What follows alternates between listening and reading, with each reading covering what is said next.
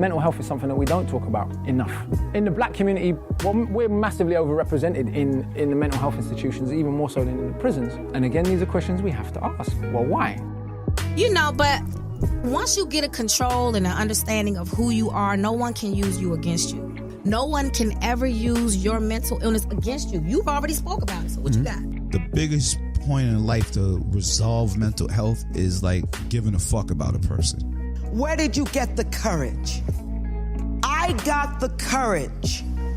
The 2 words. I care. It's Chill Will Radio, where connections will be made, advice will be given, jokes will be told, and things will get real.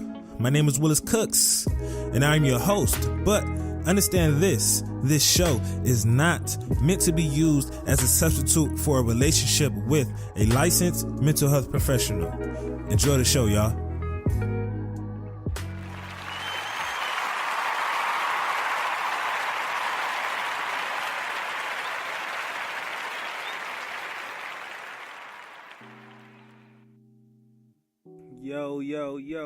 Yo, what's the deal, man? Welcome back to another episode of Chill Will Radio.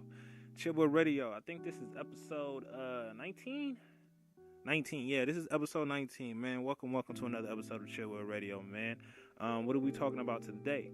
PTSD, the black experience. PTSD, the black experience, man. We're not just talking about, the domestic violence of PTSD. We're not just talking about the physical violence of PTSD. We're more so talking about the things that we, us black people, I believe we go through, So, but before we get into that, what's going on, man? As always, my name is Willis Cooks. Man. This is Chill World Radio, man. This is a mental health radio show geared towards everything mental health within the black community. The good, the bad, the ugly, the not so ugly, the taboo, the things we should and not talk about, man. All of those things will be brought here, man. So, if you're listening, please check into the chat room, chat box. I could never get that thing right, but please check into that, man. I always love to acknowledge those individuals who are listening. You ain't got to say much. Just say, hey, what's going on? What's the deal? If you have a question, I'm going to answer it. Whatever it is, man, just let me know you're there. I would love to acknowledge you.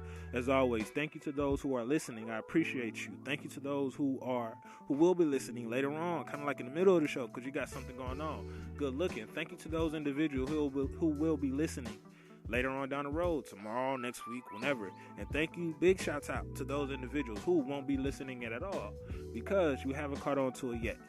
You may not have caught on to it right now, but eventually you will catch on to it. So, diving into I guess just to my week, to my quick little check-in, my own personal check-in, man. How was my week? I am not liking all of this rain in California. It is cold.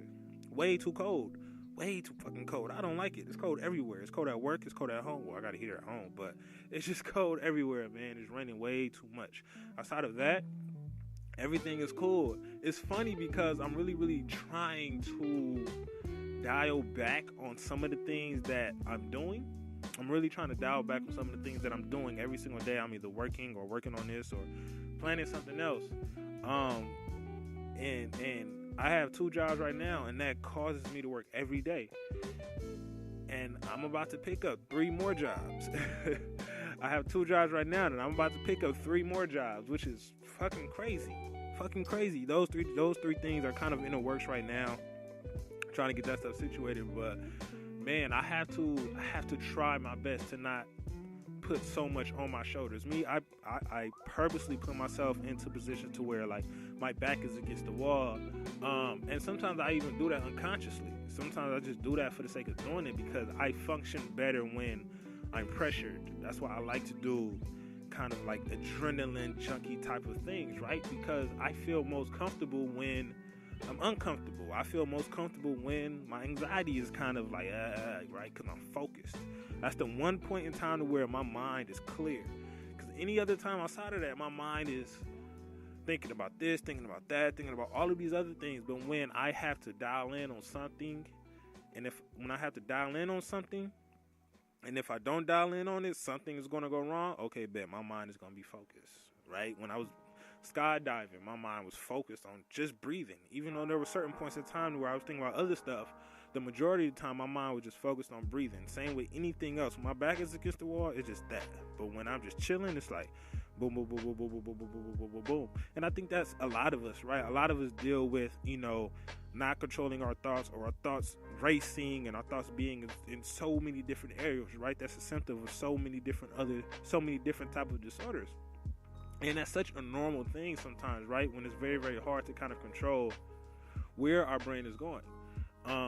Sometimes we like to try to control them. That's why, certain people do meditation and try to control our thoughts. I don't really know if we can actually control our thoughts. I think it's more so we have the ability to determine how much power we give towards those thoughts, right? Because we think a bunch of thoughts throughout the day. Some people think a lot of negative thoughts, some people think a lot of positive thoughts. But I think that, the amount of thoughts, whether it's positive or negative, I think we think that same amount of thoughts every single day. However, we intentionally put all of the focus, whether it's on the negative, whether it's on the positive, we put all of the focus on this one little thing that I have to do and anything else. And I know me, myself, in order for me to kind of clear everything else out and get, focus on one little thing, I have to be consistently busy. My back has to go against the wall. So me getting 3 more jobs, or me putting myself in position to get 3 more jobs, it sounds fucking crazy. It sounds crazy just to be 5 jobs on top of this and the other things that I'm doing. It's like, oh, well, when are you gonna have time to sleep? And that's always been my, I guess, Achilles heel, so to say. I don't really sleep. I sleep. I'm getting way better at my sleep now, but before I hardly ever slept. Like, it was hardly. And then I would sleep. I would go to sleep late. I would wake up early. I'll get at least 2-3 hours, sometimes 4 hours of sleep on a good night. And I'll be dope. I'll feel blessed. I'll be well rested. But when I sleep 6, 7, 8 hours, I'll be tired. But my body's getting used to sleep and everything. And one of the things I just, like I said, have to understand how to do, not put so much pressure on myself. That's hard.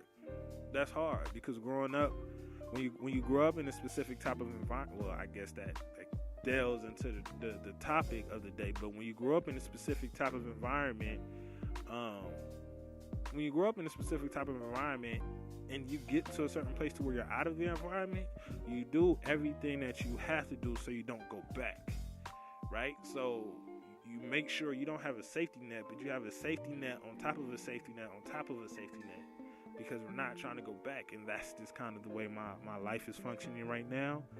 But overall, everything is good, man. I just hope that this damn rain stops soon. I'm thinking it's supposed to rain.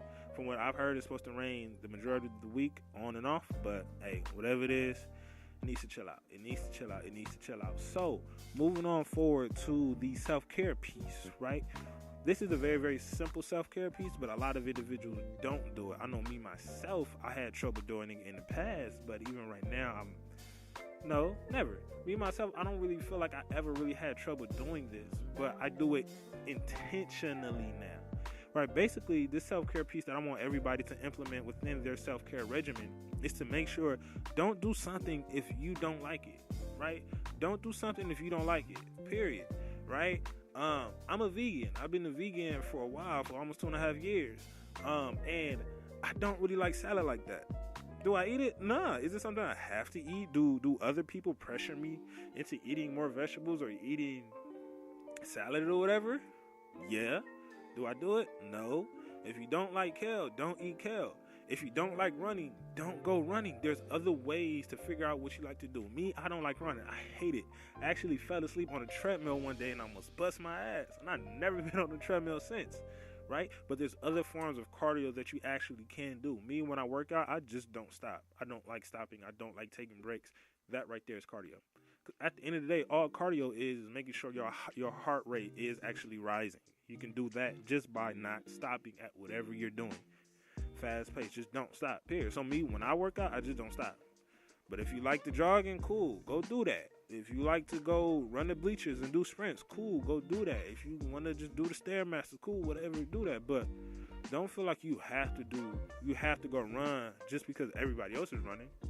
Just because everybody else is doing something, that does not mean you have to go do it, right? I've always taken pride in being this this contrarian, if that's the right word.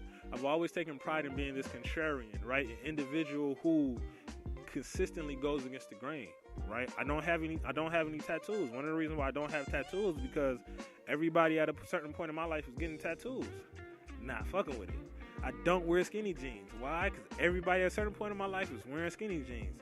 Don't like fucking with it. And I also think you just can't run in skinny jeans. If a dog is chasing you, you're assed out. And then you sag in skinny jeans, which is weird as hell to me.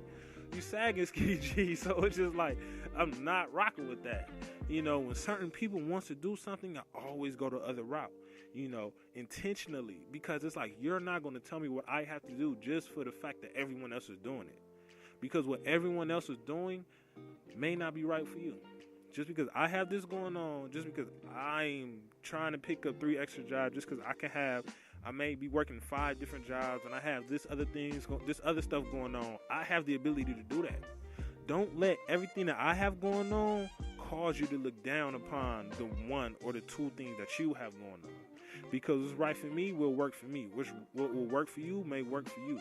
Because you probably can't operate in my field, in my environment, and I know damn sure that I can't operate in your environment, right? What's meant for you is what's meant for you, not anything else. And it's so hard for us to actually believe in that. Because we were talking about this earlier. We were talking about, earlier before the show was going on, like Instagram. Right? Everyone is doing something. Everyone is going out. Everyone is doing this. Everyone is doing that. We need to be like that. We need to, catch up with the Joneses, play the Joneses, whatever that saying is. But who the fuck is the Joneses? Who the hell is that? Who are those people? We're consistently trying to get towards a level that we're never ever going to be able to get towards. What you got to understand is where you at right now is the perfect spot for you. Perfect spot for you. If you're broke, you're broke. If you got money in your pocket, you got money in your pocket. If you're in a bad job, you're in a bad job. Wherever you at, you need to understand that's just where you're at. And you need to make sure if you're in a bad situation, work your ass off to get out of that situation. If you're in a good situation, work your ass off to make sure you can get in a better situation. At the end of the day, you need to be working your ass off, right? Period. To make sure you consistently grow, to make sure you consistently get better. But do not do that at the expense of giving up on the things that you like. Me, I refuse to tailor my voice when it comes to this for anybody that comes on the show. I curse on this show. I'm going to curse, period. I curse in some of my group therapy sessions. I'm not going to tailor who I am for the sake of what you believe is your ideal way of doing things, what you believe is your ideal way of actually doing therapy. Like I remember in graduate school, I damn near did not want to be a therapist at all because of graduate school, right? My graduate school taught me how to be a therapist within the confines of an actual box. And I was like, I ain't doing this. We just sitting there listening to them. It's just this old, whitewashed 1920s and 30s version of doing therapy. You just some Freudian, psychoanalytic type of bullshit that's just not going to work with this generation. And I was like, nah. But then what I had to realize is I had to be the best person for myself, right? I have to operate in an environment in which I'm comfortable in. And the only environment that I'm comfortable in is if I operate in an environment that's suitable for me. So that means I can't tell in my voice for the sake of anybody. Even if I don't have confidence in my voice, do everything that you got to do for the sake of yourself. We live in a place to where we have to please everyone else. We have to please the next man. People on Instagram, we have to take this picture and that video, post this and do that. And it's like, no. Does that make you happy? If you're working one job, and it's another thing, some people are completely fucking happy working one job at McDonald's. Cool. As long as that makes you happy, don't matter. Because you got people who got millions and billions of dollars, ain't happy at all. Right? Because they probably got to that level doing something that they pops wanted them to do. Or their mom wanted them to do. Right? There's a psychiatrist where I work at. He hates his fucking job. He hates his job with a passion. He talks shits about it all the time. But he always tells me, I'm just here because my mom wanted me to be it. My mom wanted me to go to medical school. This dude, he's a psychiatrist. He's a lawyer. He's a real estate agent. He's all this extra shit. He don't do none of the other stuff that he got going on, but he want to go this medical school route solely because his mom wanted him to do it. You got to understand that you don't have to please anyone but yourself. Especially if you don't have no kids right there. Especially if you don't have no kids. You got to look out for yourself, man. I'm a firm believer in being selfish. Not being selfish at the expense of someone else, but being selfish so you have the ability to refill your tank and keep your tank full. So you have the ability to know how to make yourself happy. A lot of us don't know how to do that. A lot of us don't. So for the self-care piece that I want everyone to implement within their self-care regimen is, if you don't want to do something, don't do it. Simple. You don't owe anybody any type of explanation. You don't owe anybody any type of explanation. You don't owe anybody a why. You don't owe anybody a how come. You don't owe anybody nothing. As long as you know your reasoning for it, as long as you know what you're supposed to do, keep it at that, man. Keep it at that. Keep it at that. Keep it at that. So, moving on to the main topic of the actual show today, man. I brought my guy. Yes, sir. What's the deal? My guy X, man. How you feeling, brother? Man, I'm doing well. You doing well? Yes, sir. It's yes, actually sir. good to see you, man. When's the last time I see you? Bruh, it was like probably a year after high school. Shoot, we moving on to the 10-year mark, bro. Moving on, bro. Oh, no, damn. Yes, sir. Been out of high school that long, bro. Yes, You sir. think they're going to have a reunion? If they do, you going to go? I'm trying to see to both, because I don't mix in with the same crowd. Oh, yeah. I don't mix either. in with the same crowds, yeah. but I'm interested to see though. I'm interested to see. Yeah. Same with me, dog. I don't really mix with pretty much anybody from high school outside of, the people that I've always been with. Yeah, but it's all love though. Oh, it definitely is Always all love. all love. It definitely is all love. Like, I'm never out here saying, fuck you. Right. Nah, they all still my boys. We all still link up or whatever, 100%. do what we do, but 100%. you always got your main folks. 100%. But first and foremost, man, before we even get into that, man, it's just really good to see you. I'm Good glad to see you bro. growing Yes, up sir. into Yes, to sir. the man that you is, Yes, man. sir. Family man, all that good stuff. All Trying that, to. hey, the black man out here growing, man. Black men out here growing. That's what I love to see. Man, so diving into the main topic and what we're going to speak about today, man. As I mentioned earlier, we're speaking about PTSD, Yes, the sir. black experience, right? Yes, Not sir. just, trauma through veterans, not just trauma through domestic violence, but the trauma that we as black people face, just because we're black, right? Just for the sake of living, right? I firmly believe that black people are one of the only group of individuals who are born into trauma. And we are born into trauma because our parents were traumatized and they never dealt with their trauma. 100%. Our grandparents were traumatized and they never dealt with their trauma. And what people really, really forget to realize is that slavery was yesterday. For real. For real. Slavery was yesterday. Mhm. There are individuals who their great-grandparents were slaves or their grandparents were slaves, right? There are individuals who are still born, who were born within Jim Crow, Right. who were born within segregation. Like my uncles and my uncles and grandparents and some of our fathers and mothers. Right. These are individuals who were within the Jim Crow, who stood within segregation, who stood within, the civil rights movement, all of that stuff. And these individuals are still alive today. 100%. But if those individuals are still alive today, then that means that the other side is still alive today, right? 100%. That means the racism side is still alive today, right?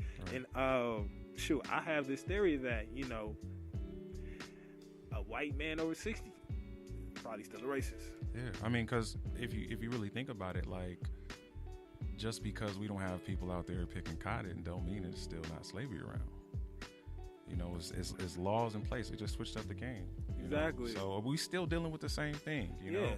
And then you hear these reports about like, it's up to us to believe it, but you hear the reports about people getting hung. And people getting drugged from cars, all these, crazy things. We see it on social media. Exactly. So, we still dealing with it. We still dealing with it, and it's still there. And before we actually dive into like the bulk of the actual conversation, I just want to give, I guess, the audience and the people that's listening a definition of what PTSD is, right? And we all kind of know what it is, post-traumatic stress disorder, right? It's the indirect experience to trauma. Right? Direct means it's directly happening to you. Like if I shoot you, you're directly traumatized by the fact that I shot you. Right. Or indirect mean if I shot my guy Didier right here, but you seen it, or my Gore seen it. Or if I shot my guy Didier right here, and then Didier ends up telling someone else, you know, Didier ends up telling, you know, his cousin, like, yo, Willis shot him. Okay, now his cousin may be traumatized strictly because of someone that he loved was traumatized, right? So you have the indirect experience of being traumatized, and you have the direct experience of being traumatized. A lot of us today, we're not really directly traumatized through certain things when it comes to like slavery and all this other stuff, right? Right. Our trauma is more so indirect, right? A majority of the times. Now, when it comes to certain symptoms that come up with it, simple. Your anxiety can go up. You can't sleep. You have flashbacks. You have nightmares.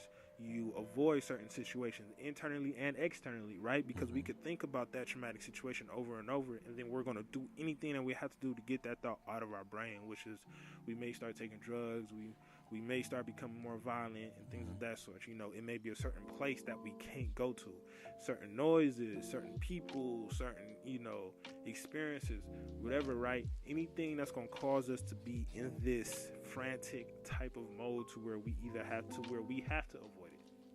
And if we don't avoid it, we're not going to be cool, right? And I just wanted to kind of throw that out there, right? Right. So, my man X, when I say PTSD, the black experience, what's one of the first things that come to mind? Shoot, man. I mean, just the experience of your everyday interactions. You know, I can remember like being as young as maybe, I don't know, 12 years old. Yeah. Walking to school, the experience of, you know, being banged on. You know what I'm saying? Or having to deal with people that's trying to put you into negative situations. Exactly. And then growing up into an older age, you know, it's like shit just being pulled over. Yeah. Our experience is totally different. It ain't just like, you know, checking. My first time being pulled over, I was like, was I from Denver Lanes? They wanted to check my tattoos. Yeah. Had to pull up my shirt. So it's like, yeah, it's when you brought up the whole gang thing, right? That's something that's very, very prevalent here in LA, right? And I don't know, me myself, I remember. Now we don't, even as black people, we don't really know that we're traumatized, or we don't really know that we're experiencing symptoms of being traumatized because we lived in it, right? It's like we're living in it day to day, right? So we don't really, that's our normal. Right. So to somebody else looking in, it's like, yo, y'all living a wild life, but to us, your life is wild because y'all just chilling, right? So I could say for me, my biggest thing was always being banged on, right? And I remember when I first went to college. I remember I first went to Atlanta, and I don't remember the exact person, but I remember when someone first asked me, like, hey, man, where you from? What you mean? That's exactly what my reaction was. Exactly what my reaction was, man. Where you from? Right? When they banged on me, I immediately went into like kind of like go mode. Like, you banging on me, you know, but you got to kind of put that in check real quick. Especially me when I was out there, I had to put that in check real quick. Right. And I asked him again, like, what did you say? Huh? Where you from, man? What state you coming from? Ooh. I'm like, oh, you ain't banging on me. You just trying to figure out what state I'm coming from. Yeah, in the simplest form, right? Exactly. Yeah. At that moment, I didn't understand that I was kind of molded in a way based upon my environment. But looking back at it now, you know, the simple fact that we get some type of reaction off of those type of words, off of that statement, that in itself is a symptom of trauma that we experience that we don't even know that we experience. Right? Because I know me, anytime I hear that, well, growing up, it was like I said, go mode. And I'm sure it was the same for you. Right. It's a real culture shock after we like leave the hood. Oh, you know what I'm saying? Like I think I just really went to Rancho Cucamonga for college, community college, and you know, to experience that kind of culture, like just being around, really, just to be honest, white folks. It's kind of like different, so you have to adapt to the environment. You know, I got called nigger out there, so it was just a big adjustment. You know what I'm saying? So you really just have to figure out like, how do you fit in this new environment? It's new. How do you? And then we always run away from it. Right. That's a huge reason why a lot of people always come back to the hood, because it's like, I'm not used to this. This is weird. This is having me look some type of way, so I'm going to run away from it, right? That's the anxiety when it comes to being in that new environment. Right. That within itself may not be trauma, but the things that come to mind when we think of it are certain symptoms of that indirect trauma we experience. Because I know me, myself, I am skeptical of white folks, like, just to be blunt, right? It's just anytime I see a white person, especially an older white person, right, I'm like, okay, what's your parents like? What's your intention? What's your parents? What are your parents like? Right. Because I know slavery just happened yesterday, right? I'm saying it just happened yesterday. I didn't say it just ended yesterday, because to a certain extent it's still going on with the prisons and stuff. But 100%. it just happened yesterday, you know. So when I'm in an environment to where I'm around a bunch of white folks, I immediately get anxious. I immediately get uncomfortable, right? Because I'm in a position where, okay, these individuals may be looking at me a certain way. These individuals may be calling me nigger in their heads. These individuals may purposely try to take me out of the job solely because I'm the only black man here. And it's in a very, very, very uncomfortable situation. Right. And that's why, I mean, to come from the type of environment that we have to deal with on a daily basis, you really have to be a strong individual. You know, unfortunately, we have to go through these experiences that are considered negative, but after you make it out, you actually do become strong. You still may have those issues, and that's why we have these platforms to be able to talk to each other and get these issues out. But, like, really, to overcome those battles is something tremendous. That's why, I mean, honestly, like, I'll tell somebody, like, you know, it kind of used to be like a scary thing to say, like, oh, I'm from South Central. Oh, yeah. You know, like, oh, how you gotta say, I'm from the south of LA. You gotta word it different. But now it's like, I take a pride in it. Like, I'm from the hood. You know what I'm saying? Like, this is what raised me, and this is what groomed me to be who I am. You know what I'm saying? The experiences that I face didn't make me negative, it only made me positive, and it depends on how you take it. But a lot of individuals, when they go going through PTSD, they're not thinking of how that experience is actually going to shape them and mold them into something better, right? I firmly believe not only are black people born into trauma, but I also believe black people are some of the strongest people out here because we're born into that, because we have to go through that on a day-to-day basis. Right. And I think that we don't firmly understand. Sometimes I be looking at my situation like, yo, I'm blessed. Right. Because I be looking at other individuals, especially certain individuals at work who, you know, come to my job and in the psych ward and all these other things. When I do, you know, their little assessment and they're telling me their backstory, they ain't been through shit. They haven't been through anything. Right? Someone like barely smack them in the face that one time, it's like, hey, whole shit is over. Right, exactly. We know how to work with a lot of this stuff, right? We know how to work with anything that comes in our path because kind of was molded into doing it. Right, exactly. Right? So it's a crazy thing. Another thing I also want to speak about is obviously something that's really, really big now is obviously this whole police brutality stuff that's going on. Right? My biggest issue with that is that me personally, I can't watch any of it. I didn't see the whole Trayvon Martin thing, the Sandra Bland thing, none of the stuff that went on. When they put them on YouTube, Instagram, and the news, I don't watch them. What's the feeling that you get though from it? Like the physical feeling. I don't get a feeling at all, and that's a bad thing. Wow. Okay. The reason why I don't get a feeling at all, and that's a bad thing.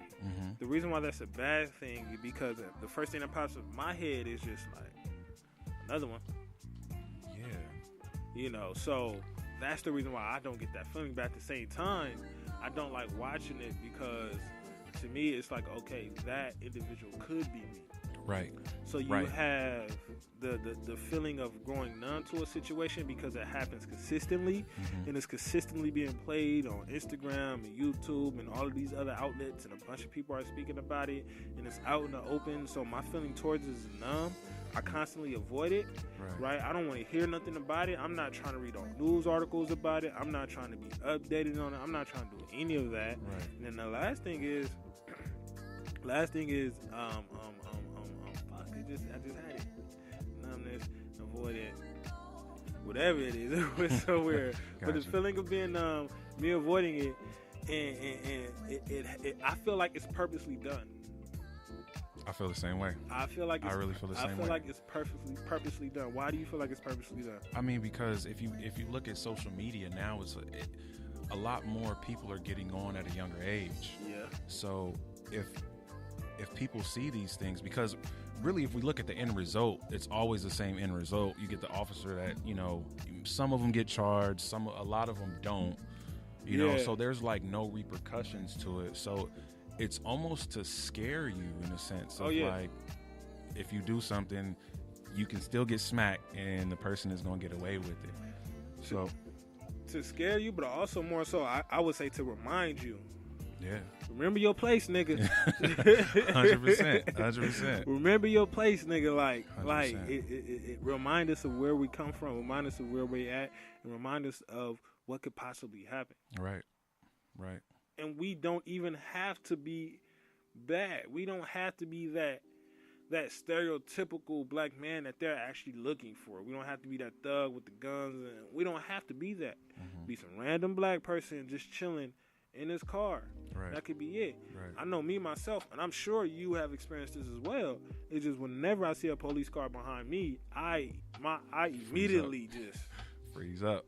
Boy, you gotta get ready, mentally ready, and prepare for a conversation that could possibly end your life. Exactly. That's scary. Exactly. That's Mentally, scary. we have to mentally get ready. And I know for me, that's when like my vernacular comes out. Right. To the T. As best as possible. As possible. I'm not speaking about it from a colloquialistic standpoint. It's more my vernacular is on point because it's like, yo, you want to get home. We want to get home. We want to get home. That's it. We want to see our families, and that's one thing for sure. I mean, I'm glad that I've been able to handle the situations that I've been faced with as best as possible, because you know things could have been left. I could have been the next Trayvon Martin. You know what I'm saying? Like, but we just have to be able to show our young babies like the pathways of how to deal with this. It's sad that I have to have a talk with a 6-year-old about how to deal with police at a young age. Yeah. We've already been faced with police, and she's had to physically talk to police. Yeah. And it's like, she shouldn't be in this position. And she doesn't even understand why you even coming at me with this. Exactly. She doesn't. Exactly. You said you thought about some of your experiences in the past. Give me one of your experiences in the past. Not even just kind of just with the police. But anything when it comes to a situation in which you felt as if shit was going to go left. Well, I mean, so really the main experience that I can remember right now was an altercation with the police. Yeah. I was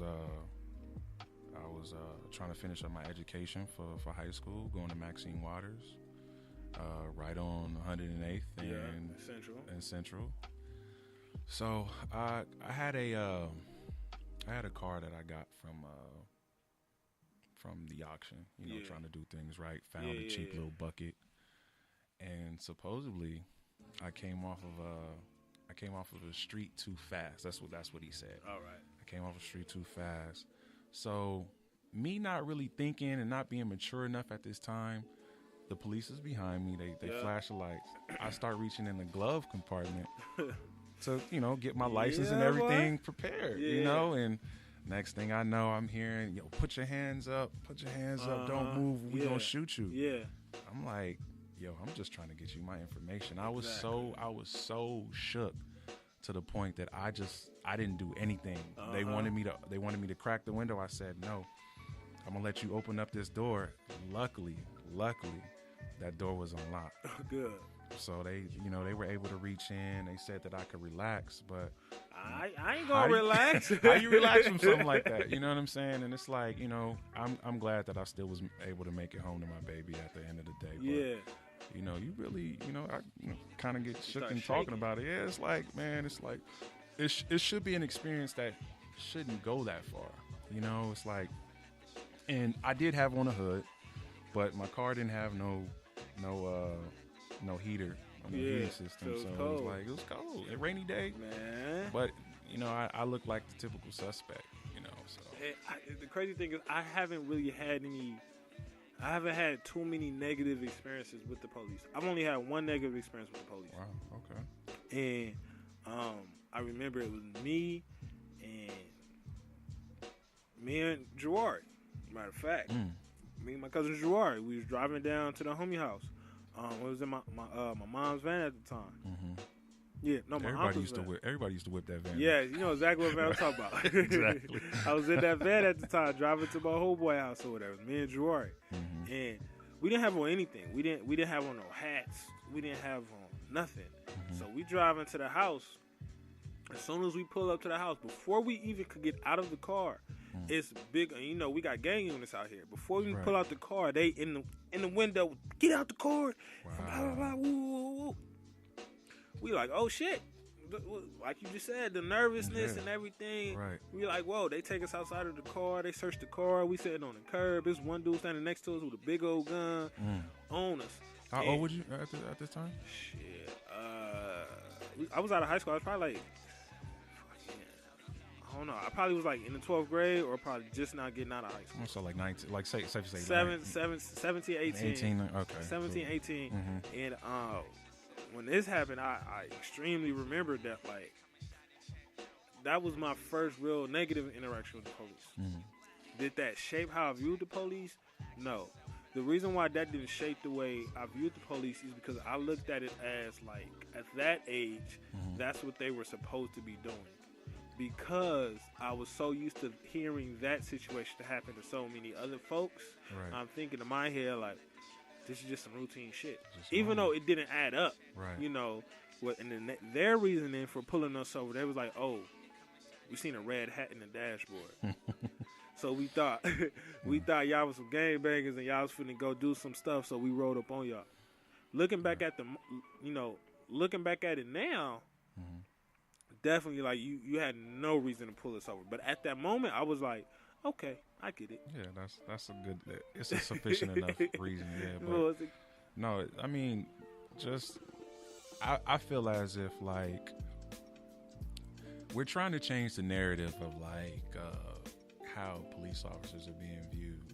Yeah. And I was thinking about it the other day. It's like, if you want to be viewed a different way, you have to act a different way.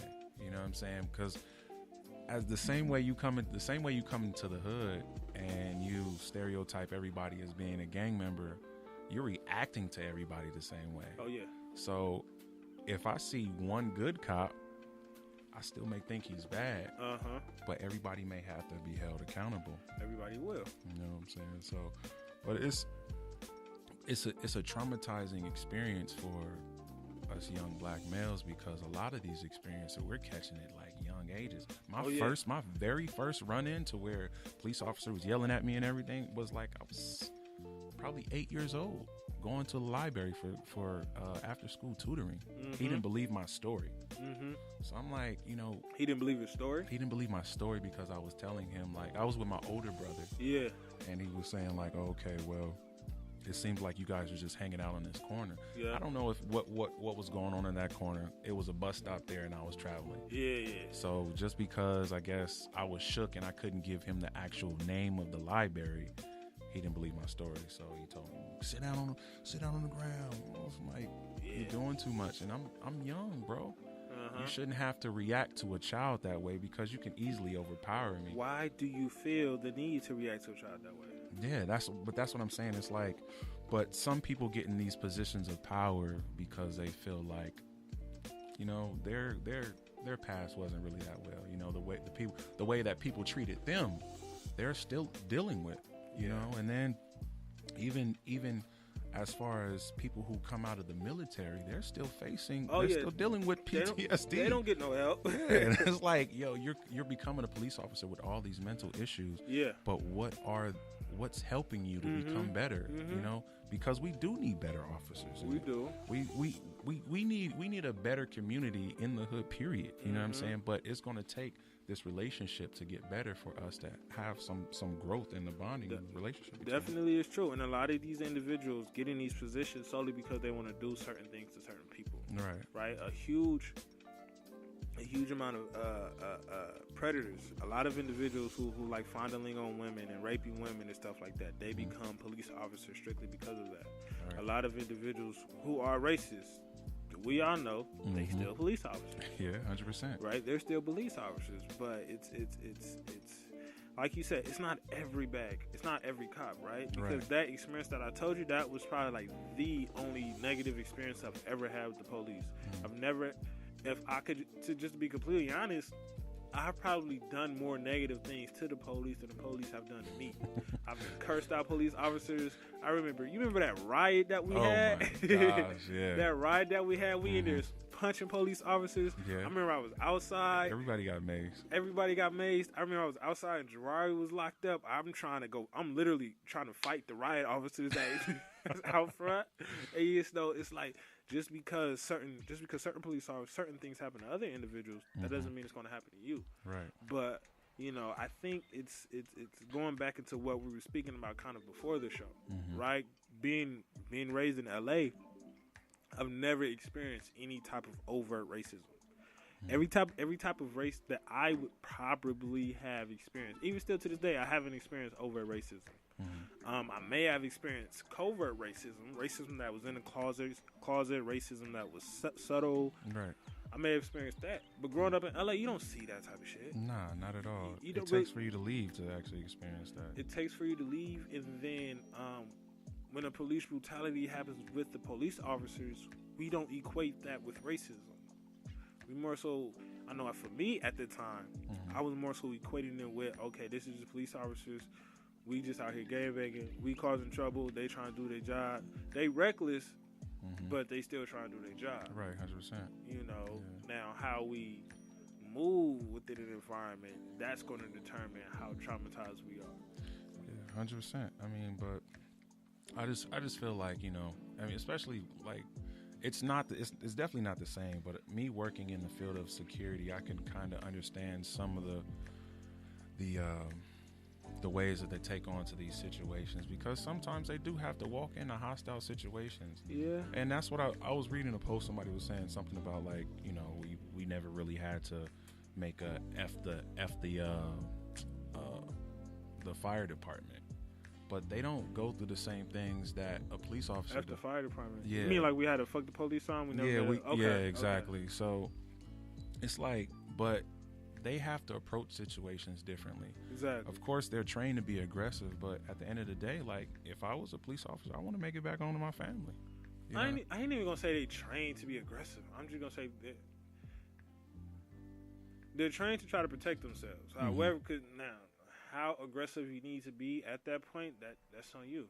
But it's like what you said, they're energized to where they have to make it home that day. So they're in positions to where they could possibly lose their life. So they're constantly on 10. But us as black people, not even just black men, because black women get it too.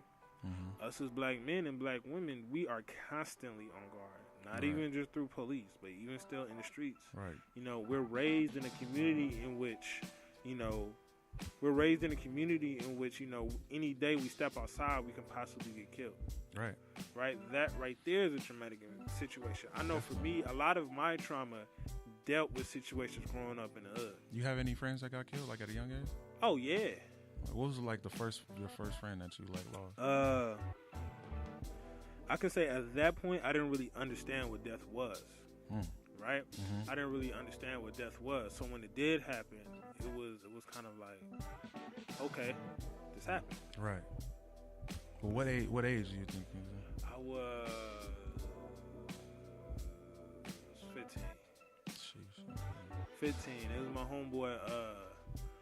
homeboy David. He went to somebody I went to Markham with. Somebody I went to Markham with. He got shot. He got killed. I can't remember exactly where, but he got shot.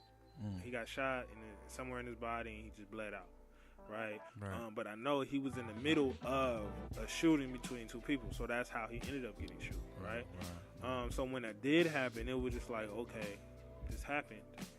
But I wasn't really sad at the moment. But what I did was, I'm like, okay, I cannot go over there. Right, I can't go to this. And growing up, Bloods and Crips, you can't go in this certain hood. But I was like, I'm definitely not going over there. Right. Because whenever I go to that hood, I'm thinking about my homeboy that just got shot. So I'm going over there like, okay, if I go this route, I'm possibly going to get shot, I'm possibly going to get killed, so I'm willing to take the long route away. Right, 100%. Now, did that change the way I felt about certain situations? I'm not really sure. Because, like I said, when you're growing up in that environment, a lot of the situations just appear to be normal. Right. You know, so even though he was one of my friends, I've heard of other people's friends getting killed. Right. So it was a normal thing. Yeah, and that's one thing that I find, like, we as, you know, minorities living in the places that we do live, I just feel like things happen too common, and we experience these things too young. Mm-hmm. And because I think I lost my first friend, like, I think I was probably 8 years old or something like that. Yeah. To a drug overdose. Mm-hmm.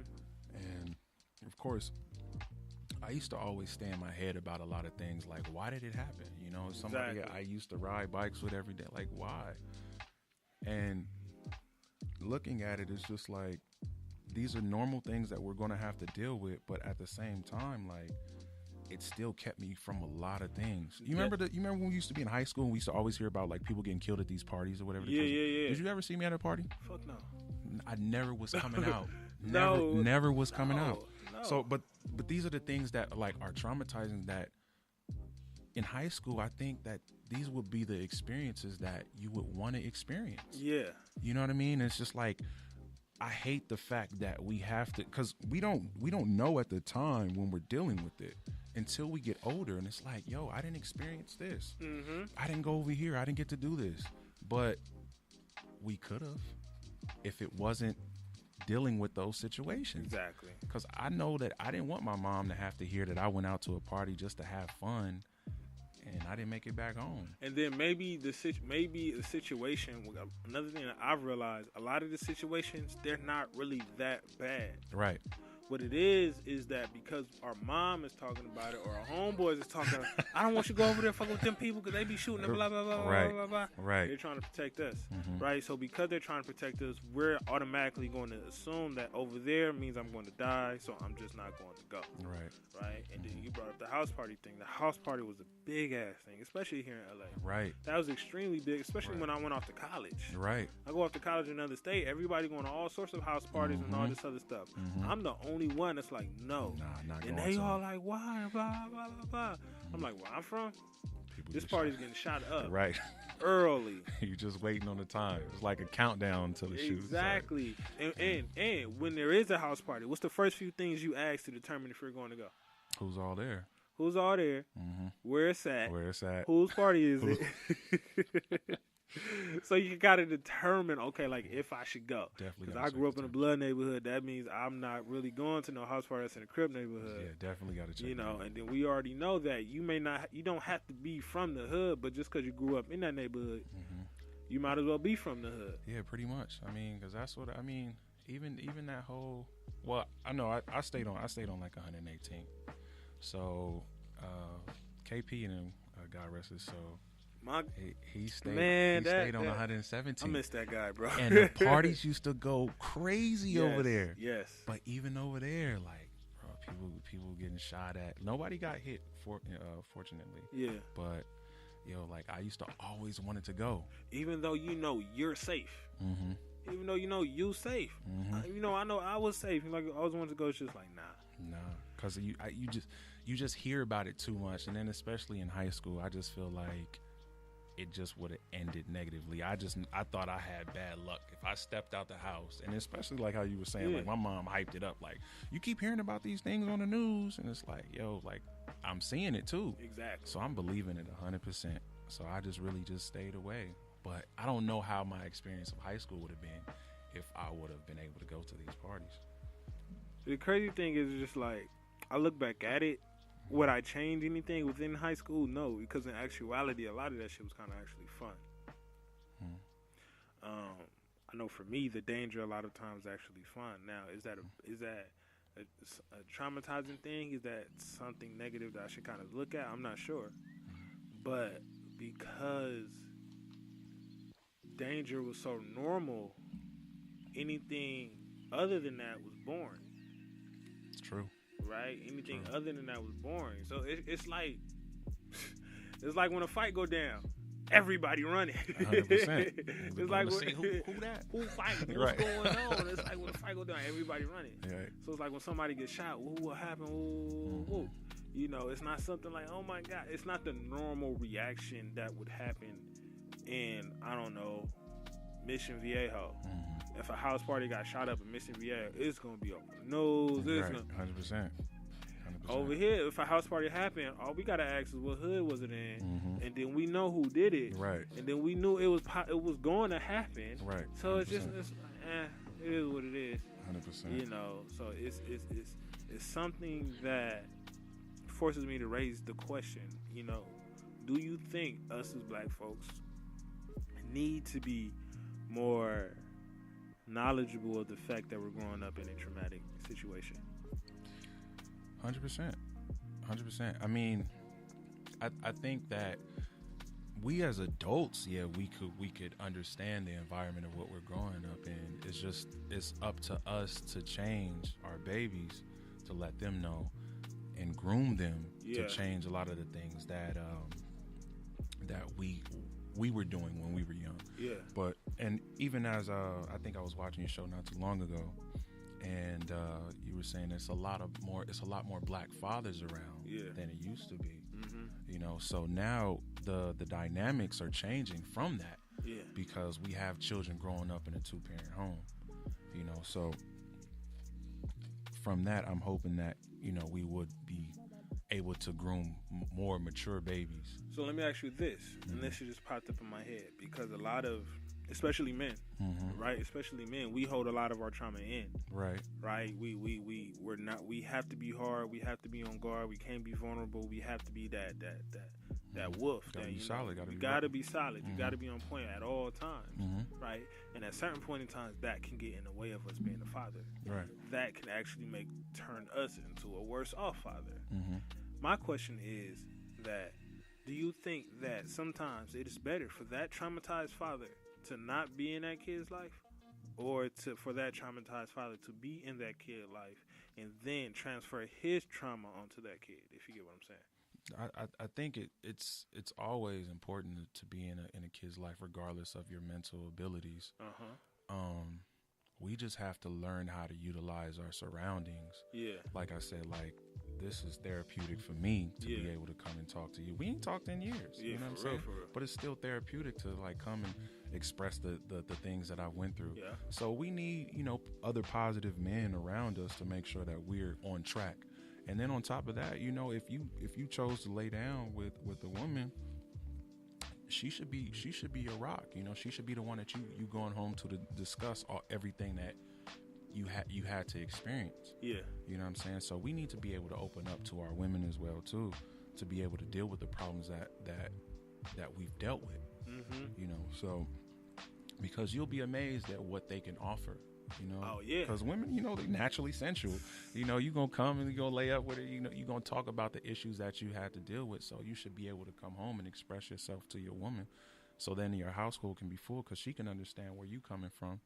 She understands the experiences that you have in the face, but you should be able to come home and talk to her about these issues. You should. We should. But how many of our women are still living within that traumatized situation and don't want to talk about it? They dealing with the same things, but it should be vice versa as well too. They should be able to come and they should be able to speak to us. And I'll be like, that's another reason as to why the conversation around it should be happening. Because it's not like me as a traumatized individual who was raised in trauma through police violence, slavery, and all these other things. We're talking to someone who has no clue of it. It's not like we're talking to some random ass white person from Orange County who don't know anything about this shit. Right. We're talking to our wife or our significant other who goes through the exact same experience. So we should be able to sit down and chop it up or process it with ourselves, but we don't. Right. I mean, but it's bro, there's so many different things that we have issues with that we got. Because, I mean, for one, I've had to notice within my own relationship, my communication sucked. Like, I didn't know how to address my lady. I didn't know how to really talk to her. I didn't know anything. You know what I'm saying? Like, how should I, you know, treat her? Nothing. This is everything I've had to learn over the years, you know, of discussing with her, like, what is she expecting, you know, and then discussing with my mom, you know, of the things that, you know, women are looking for. But we really don't know how to treat each other.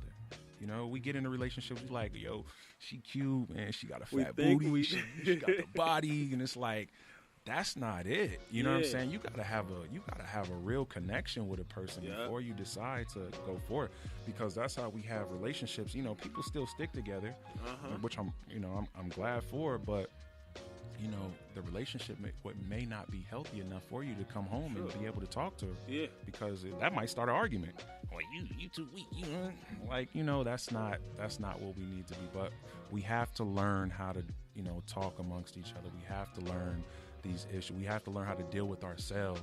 But before you even get to that point of even learning, we have to understand that what we're doing right now, or how we're communicating right now, is wrong. Right. And then the way I was taught to communicate was coming from a broken individual. Right. Right. We're just a bunch of broken people teaching other people stuff. So now we're just this cycle of being broken. This cycle of trauma is going to continue until that one person decides, like, oh, okay, this ain't right. Right. Right. Let me, you know, break the cycle. Right. But a lot of us don't even want to go face that. A lot of us know that the way that we're living is not cool. Right. Do we go face it? Hell the fuck no. Mm-hmm. You know, that's why this whole movement of bringing black people into therapy, I believe, is so dope right now, because it's helping a lot of black people not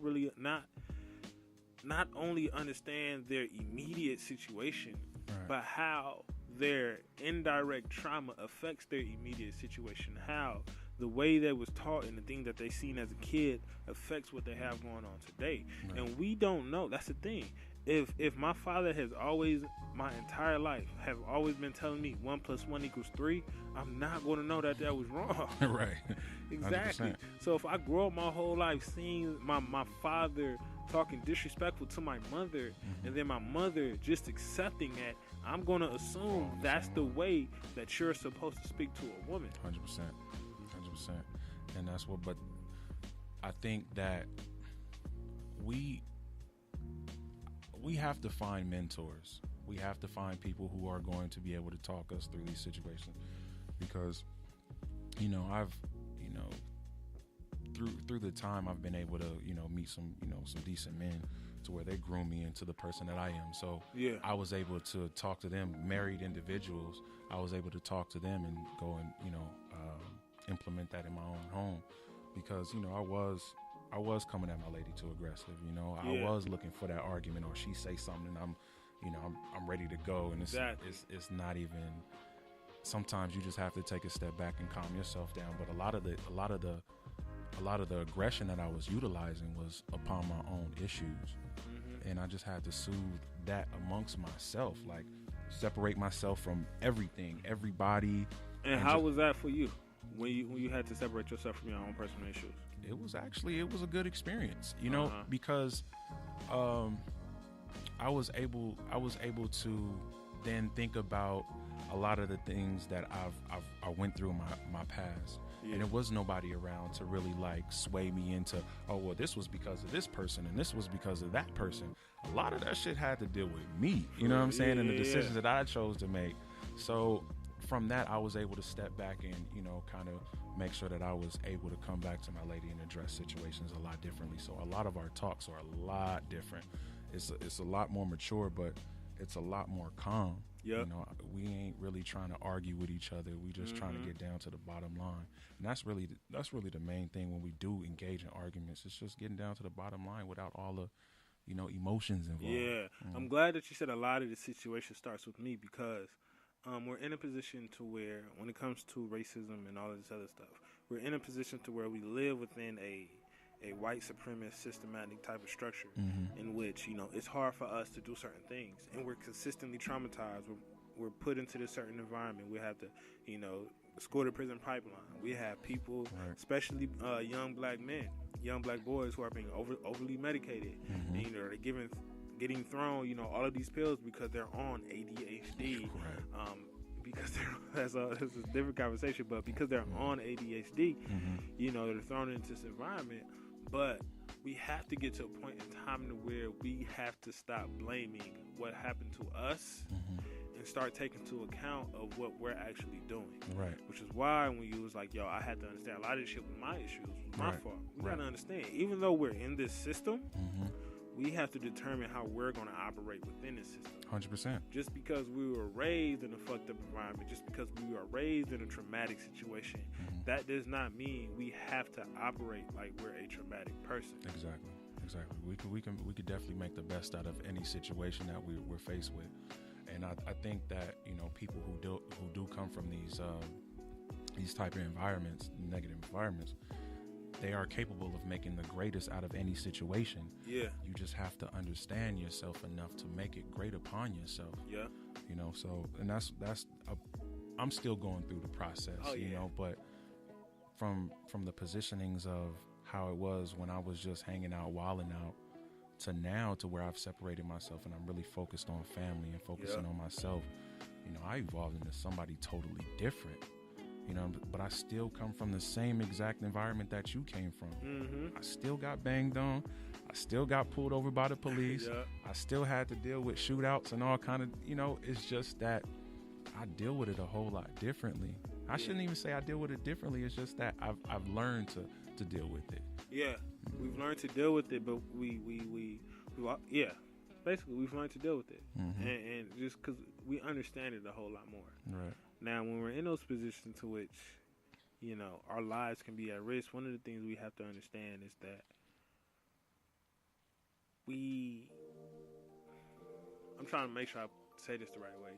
When we're in those positions in which, you know, racism is there, racism is in our face, the one thing, I guess this is just me coming from a therapeutic lens, the one thing that I have to always understand is that individual is not purposely attacking me. And the reason why I have to do that is because it allows me to function and operate better within that issue, within that problem. Because if I'm thinking like, oh, you're coming at me strictly because I'm black, and even though that might be the case, it's totally because I'm not thinking like that, that allows me to not really react. Right. Because we don't want to get into positions to where we're just completely reacting and our heads are blown off. Right. Right. Yeah. Because we know. And the crazy thing is, like, and this happens with every black folk. Every black folk, when they start getting around white people, and you start seeing white people talk to police and everybody else crazy, we just looking at them like, you really doing that? Oh my God. Right. Yeah, but that's the culture shock, you know what I mean? It's just like we understand our experiences and we see that, and especially now with social media, we understand like, all right, you get away with that. Yeah, you get a pass. You get a pass, but I'm not gonna do that. And they don't understand it. They don't understand it. And the thing is, it's not our job to make you understand it. Right? You just need to be aware of the fact that you don't have to understand it. Just be aware of the fact that this could possibly go down. Right? Because it's hard for me to be around certain situations in which something like that could possibly happen. But then you have that white folk sitting there antagonizing that police officer. Right. And I'm trying to tell this person like, yo, your ass needs to stop, because I know. And when he pulled that out, he's not pulling it out on you. Right. He's pulling that on me. Right? And it's who's at that point in time, whose responsibility is it to actually deal with the trauma?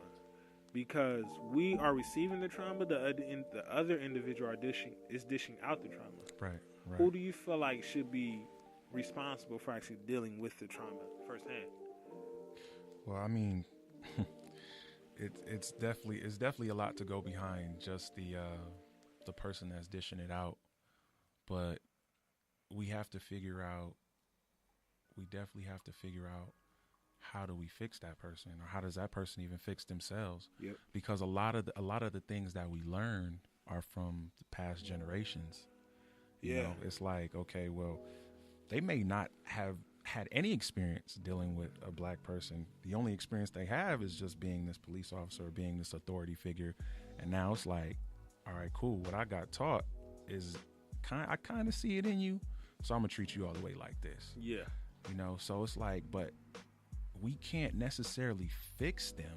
You know what I mean? It's just like, if they're not taking it upon themselves to fix themselves, then how do we fix the situation? You know what I mean? It's like we're just looking at it and just observing. I personally don't believe that we can fix the situation, and I don't believe it's our job to fix the situation because we didn't create this situation. 100%.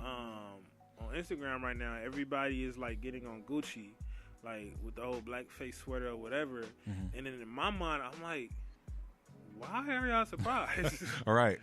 Why? That's what fucks me up. Like, why are y'all sitting there like boycotting Gucci and blah blah blah blah blah? Like all this fake anger that's going on right now, because it's like a month from now, people still gonna be because just like the H&M thing. Exactly. It's like, I mean, we had so many different things. I think we had Starbucks too. Like, if we gonna be with it, let's be with it. But the thing about it is just that we have to be, we have to deal amongst ourselves. Exactly. I mean, there's so many different black-owned businesses in the hood that people like don't even notice there, and they don't even go and support. You know what I'm saying? Even if it's like somebody that's like a friend, or people just like look at it. Oh, that's cool. You doing your thing, but you still want to go spend with somebody else.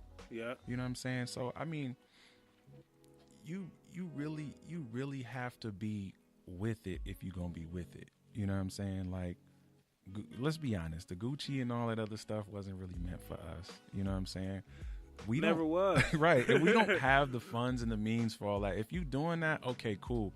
But and the ladies we like can't even fit their clothes. Right, exactly. So that's what I'm saying. It's like, but at the same time, the people that are buying it, like, what are you doing with the money then? It's like, you're not investing in property. You're not investing in your own neighborhoods. We really have the financial ability to change our own neighborhoods. We don't have to rely on somebody coming in and changing it. It's like we've already been shown that we have the accessibility to the funds to really change this whole thing up. But that goes back into another conversation of we have to please the next man because we don't feel secure in self. Right.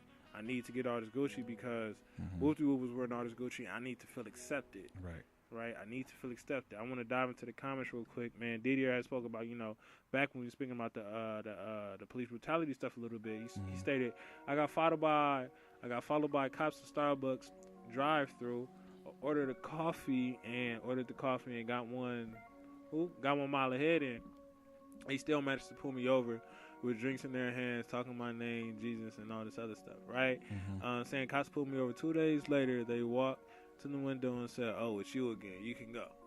Right? Just constantly there. Wow, you again. It's you again. Wow. It's you. All right. Saying what? My man Keith Goodnews stated somebody needs to fix it though, man. Hella fake angry. Like, 100%. Well, like I said, Keith, it's not, I don't believe it's our position or it's our job to fix it because we didn't create it. I'm one of those individuals that believe integration was one of the worst things that happened to Black America. Right? Because once we got integrated, we lost our black schools, we lost our black banks, we lost our black stores, we lost our black communities, we lost all of these things that were black.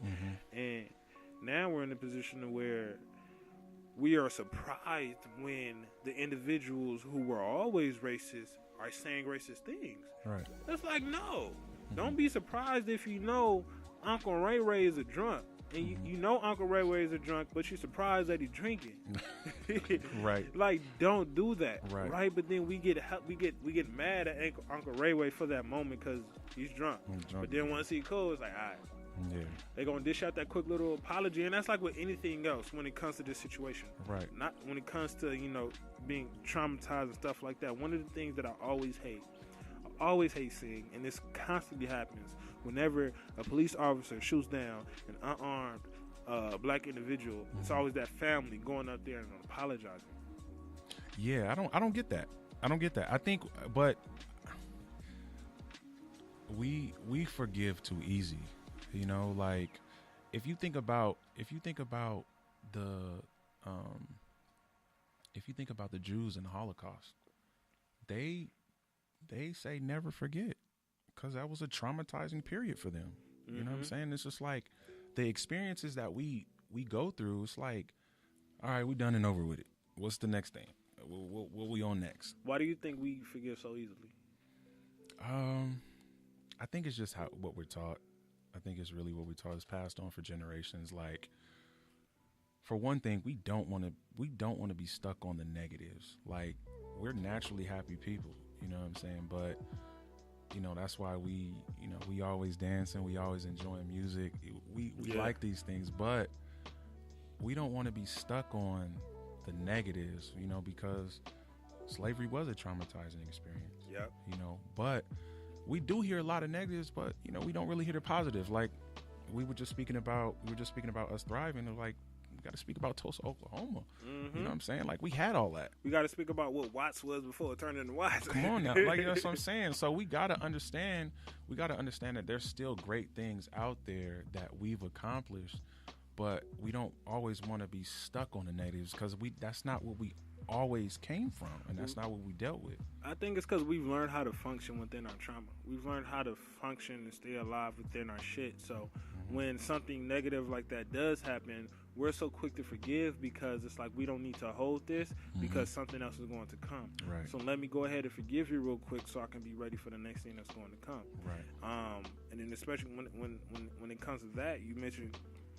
when the Jewish community brings up the Holocaust and they're saying never forget. I don't know anything else that happened other than the Holocaust. Right. So it was like, yeah, we definitely need to never forget this situation, you know, because that's something that, you know, has shaped us. Right. Black folks, it doesn't have to start with slavery. It could start with, it could choose, if you want to start with slavery, it can. It can start with Jim Crow, it can start with segregation. It can start with all of these other things. It can start with the police brutality today. It can start with wherever you want to start at. It can start there. Right. But I believe, because we understand that there's going to be another traumatic situation, we just accepted that, like, our lives are shit. So we don't acknowledge the fact that Watts was this booming neighborhood before it turned into the Watts that it is today. Right. So it's a bunch of different ways in which we can look at it. And we can still get back there too. We definitely can. Definitely can still get back there. I mean, if you look at the ways that Nipsey Hussle turned out that whole shopping center. Oh, 5 years ago, 10 years ago, that shit was.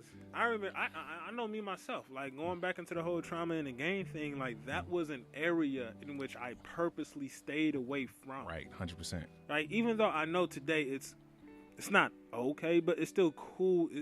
Today it's cool to go to the Slauson Mall. Before then, hell the fuck no. You know, if you go into that swap meet, you already know what's finna. You better be rolling with a big crew. You better be ready. All right, 100%. Right. So we do have the ability to reshape our whole neighborhood. Right. So, but that's what I was thinking about, and even amongst that, I was.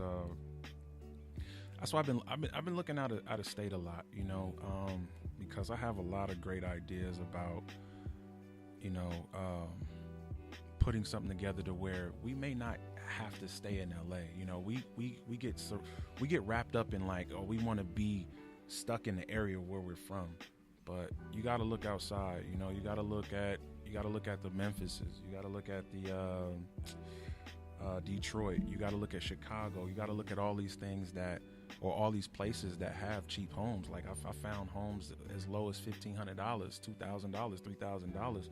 You fix that up, now you got a property that you can flip and you making money. You know what I'm saying? On top of that, so you just got to look at the options that you have, and it's not always about where you feel comfortable at. Sometimes we got to step out of that comfort zone and just, like, really make that move and say, like, yo, I know that I can give my family better out here. It's still the hood. It's still something low income, but I own my house. But you own your house, and then we just got to get out of that traumatic situation that we were in. 100%. Because I know me, I wouldn't be the individual that I am today. I wouldn't be here speaking about this today if I would have never left LA. 100%. Like, I literally just got back to the city 2 years ago, a year and a half ago, the summer of 2017. I've been gone since 2012. Oh, man. So I've been in Atlanta for a few years, and I lived in Cleveland for a few years. Oh, man. You know, and because of that, I've had the experience of seeing different things, right? Before the show, you know, I was mentioning that, you know, the summer that I spent in Memphis, that was my first time actually seeing racism. Right. That was my first time actually seeing slavery. Because Memphis still have them trees in which you look like people are hung up. Big plantations. Memphis still have those plantations. Right. Memphis still have streets 100%. named Plantation Road and all of these other things. They still have them houses with them pillars and stuff like that. Right. So once we get out of our traumatic situation that we're in now and we go see something else, we're going to realize like, yo, our situation isn't as normal as we think it is. Right.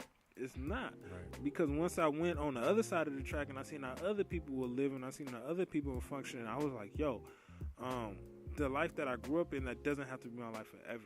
Right. Because you grow up in that trauma, you're going to accept the fact that that trauma is yours. You're going to personalize that trauma. You're just going to be like, whoop, this is it. Right. It's what it is. Right. See, but the only bad thing about it is that I feel saddened for a lot of the young ones that we do have out here, because if I'm not mistaken, you traveled on a scholarship, right? Or, no. How did you get out of the state? Drugs. Let it be known. Let it be known. Everybody has a hustle, man. I mean, but you gotta understand that some people are not able to access the funds to leave. Oh, definitely. I actually I was mentoring a kid from Locke. Yeah. Shout out Markel. But he was 16 when I met him. He never been outside of LA, like South LA. Yeah. So that shit shook me. Yeah, it's people that ain't never been to Hollywood. I was like, wait, what? You've never... So I'm saying, like, you have to have the means to get out, because even amongst that, like, where you gonna stay when you get out? The means? Yes, the means, but also the wants. Because it's so many people been in projects that got all the money.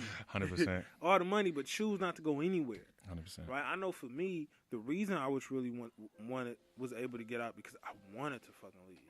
Right? I was in a position where I was homeless. I was in a position where I was selling weed, selling drugs. Like, I'm the fucking the hood delivery man. We need anything. Like, I got you. But, like, I got tired of that. Right. So, like, I need to go. Right? So, for me, it wasn't really, because I didn't have the means, right? I went to Atlanta with one suitcase. Wow. I went to Atlanta with one suitcase. I've been out of the state once, I believe. Yeah, I've been out of the state once. But I was a kid when I went out of the state. So, I'm playing by myself. I go to Atlanta by myself. And I'm in that dorm room. I'm seeing everybody coming in with their family. It's just me and my suitcase. The suitcase that I've been living out of, like, since I was 16. Right. Like, our senior year, I was homeless that whole senior year. What? There were times where I literally spent the night at Locke. Damn, bro. Yeah, that whole fucking senior year. Like, it was times to where, like, you see, we all up there chilling, but that's crazy. Niggas don't know I was Nobody would ever known that. Nobody would ever know. Yeah. Right? But it was just the means is one thing, but the want was so important. Right. Because it's so many people that I know just hood rich. Yeah, they get comfortable with that, though. You know what I'm saying? And I can understand, like, you can get comfortable with it, but I don't know. Somehow it has to be shown that it's more, because even as my boy Markel, like, from me just showing him, we drove to San Pedro, bro, and he was wowed at the fact that we went to, I've never been here. Like, I've never seen, like, it's a shock, and it's sad. It's sad at the same time, because it's like, bro, like, you can't leave. Like, you can't get on the bus. You can't do this. It's like, but sometimes it's mixed with fear as well, too. Like, some people don't want to experience that, because, like, that's what I was saying. Like, even I've yet to leave because my fear of uprooting my family and putting them in a new experience that I'm unaware of. Well, you got obligations. Definitely got, yeah. But I'm saying is even for the ones that are young that are trying to it is figure fear. it out, it is fear. They still fear that because they don't know it. I don't know it. I don't know anybody out there. I got to figure out how to live and things like that, because we think everything is good now until you get to another state. Right. You got to feed yourself. You got to bathe yourself. You got to talk to people yourself. You got to do all of these things yourself. We don't understand how difficult that really, really is until we get put in that actual situation. Right. And then it's kind of the same way, like, even for, I would say for the kids that may have to deal with, well, I say from our areas, you knew the negative neighborhoods that you just didn't want to deal with. You may have never been over there, but we know what was up. Exactly. So that may transition into the fact of, yo, I'm leaving the state. I don't know where I'm going. Yeah. So I don't know who's there. I don't know what my life may end when I get there. Exactly. You know what I'm saying? Because I don't know what the experience is going to be. So we somehow have to build the confidence amongst self, and then build the confidence amongst others to be able to go and move on. Mm-hmm.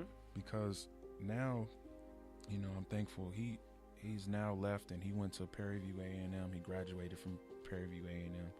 He has a beautiful daughter, and he doesn't want to come back to LA. He's experienced in Texas and doesn't want to come back. So I'm so proud of him. What's the need? Yeah, exactly. But just those experiences, you know, like, we need to get out. We need to see that this earth is a lot bigger than the neighborhood that we from. You know, we have to have those experiences. Like, you know, even if it's, you got to scrounge up your change to get where you got to go, like, just go. You know, just because I got family in New York. I didn't meet them until 2014. Just met them. Mm-hmm. You know, I talked to them like, you know, they live out here in Compton or something. But you know what? It's an experience that my daughter has now been able to experience, and now I'm able to see life in a whole nother state from my family's experience. You know what I'm saying? Mm-hmm. So, and you got love everywhere. You just gotta be able to find the ones that's gonna help push you to where you gotta go. That is true, man. Shit, I like this. I love it, bro. I love it. I thoroughly appreciate you for coming through, man. I appreciate you, bro. We're going to speak about this more off here, but you definitely will be back because we got some other things that we need to speak about, 100%, brother. Bro. So I always leave everyone off with the question, and I never write the question. I always come up with the question during the show. Yes, sir. Because I always like the energy or the feel of the actual show to give me the question. And the question that I have, and I would like for you to answer this, I feel like we kind of answered it throughout the show, is once we understand that we are a group of traumatized people, what's next? Shit, man. We got to come together and, you know, show each other love. We know that we all experiencing the same thing, you know. So once we know that we're all dealing with the same thing, we got to come together to make sure that we're groomed and making sure that we're moving forward in the most positive way. So just as I'm speaking to you, you know, it's a real genuine conversation. You got to have it to where it's like I'm now leveling up. I'm going to somewhere else. You know, we got to have this experience amongst each other. But you got to open up. Us as men, we got to open up. Women as well. Everybody, we have to open up, man. 100%. I think that, you know, in regards to what's next, obviously as a therapist, I'm going to say therapy, but everybody isn't ready for therapy at that moment. So 100%. I'm not going to directly go to therapy as if like therapy is going to fix your problem now, because you may not be ready for therapy at that moment. But when it comes to what next, this is kind of exactly what you said. Us more so coming together and helping us understand, like, yo, we're in this together. Right. You know, but also it's the thing that we both have been saying the past 15 minutes. Once we realize that we are in a traumatized situation, we have to leave and go see something else. Right. Because the second we leave and go see something else, that's going to open our eyes and our world to so many other things. 100%. And then that's going to create that want, right? One of the things I used to always tell Keydre and Jarrell and all them other people back on the block was like, yo, go to college for the fact that it's so many bitches. Right. So many women. You know, go. Don't go for the fact of going, because we have to figure out how are we going to create that want. Right. The means can be there, but we got a lot of rich people, hood rich people who got all the means in the world but don't do nothing. Right. But once we actually get out, and like you said with your boy, he seen San Pedro. Once he seen San Pedro, and then he went off to Texas, he had Prairie View. Now he's like, yo, I don't know. I know it's back there. Right. You know, so we got to step out and figure out how we're going to create that want. How we're going to create that want to get out of our situation. Yes, and the quickest way to be able to do that is actually go somewhere. Yes, and the beautiful thing about living in Los Angeles is that you don't have to go anywhere far to see anything different. Right. You go up the street, You can go 20 minutes ago. You got 20 minutes ago. Check out Beverly Hills. Right. Venice looks different than Pasadena. Pasadena looks different than Compton. Compton looks different than, Lakewood. You got so many different places that you can go. We're like one of the only few places to where you can go. You can live in the hood. You can go to the beach. And you can go skiing all in the same day. 100%. So go experience these things. Go see all this other stuff, just so your mind and your world can open up. Because once you really realize there's so many things out there, you are not going to want to be stuck in the environment that you're in. And that right there is going to allow you to learn that you need. It's going to allow you to understand that you need to be able to function and operate different in other environments. Because if we're just operating in the projects our whole life, we're going to operate from a project mentality.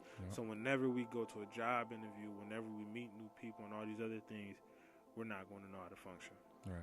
100%. So get out the hood, get out the hood, get out the hood, get out the hood. So, man, first and foremost, man, thank you to everyone that tuned in. Thank you to everyone that tuned in midway to the show. If you're listening tomorrow, the next day, the next year, thank you to you. And if you ain't going to be listening to it all, good looking too, because you may not have caught on yet, but you will catch on eventually. Thank you to everyone who's listening, man. As always, my name is Willis Cooks, man. This Chill World Radio, man. Understand this, ain't no wealth without your mental health. So please stay blessed and take care of yourself. Be great, y'all. Peace.